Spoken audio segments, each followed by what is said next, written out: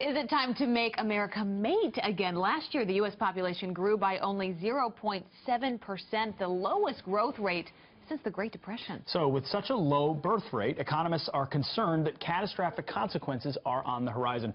Here to weigh in is the chairman of business and finance at King's College in New York City, Brenberg. Brian, good morning. Hey, Brian. Good to be here. So this is an interesting topic, birth rates. What are the implications of them? What are the implications of declining birth rates? Babies are good for the economy, especially good for retirees. If you think about this, it's today's workers who pay for today's retiree benefits, Social Security, Medicare. When population starts to grow more slowly, you have fewer workers supporting retirees. You can't pay for these benefits that we've promised to seniors. Think about this. In 1950, you had 16.5 workers for every retiree. Today, that number is less than 3. And by 2034, Social Security is not going to be able to pay those benefits. Cuts are going to be somewhere in the order of 20%. So this is a real problem for those living today thinking about retirement 20 years from now. So if this rate continues, what are we going to be looking like? Like Europe or something? You look more like Europe. You look more like Japan. Over the last 2 years, Japan started selling more adult diapers than infant diapers. Okay, that's a problem for the it's a huge problem for the economy, a huge problem for retirees. We don't want to be in that spot. We're not as far gone as Japan is right now. We're not as far gone as some European countries, but population really matters for economic growth. When the economy's strong, people have babies, and when people have babies, it helps long-term economic growth. And there could be a cycle that is fed absolutely if you don't do that.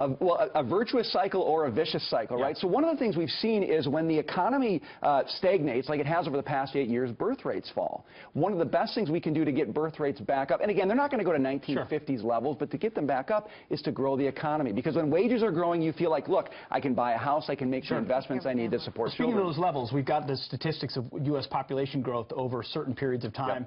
And there's how it fluctuated, reached over 2% in the 1950s. It's declined ever since. You know, it's not even just the economic piece. It's culturally, it's the vibrance of a society that when they feel optimistic or they're growing and growth, they're having 3, 4, 5, 6 kids. When you feel like you need to be more cautious or careful, you're having 1. And that has very serious consequences. Well, and not only for retirees, as we talked about earlier, but you just think about innovation and dynamism in the economy. I mean, a young workforce is really important to get those new innovations.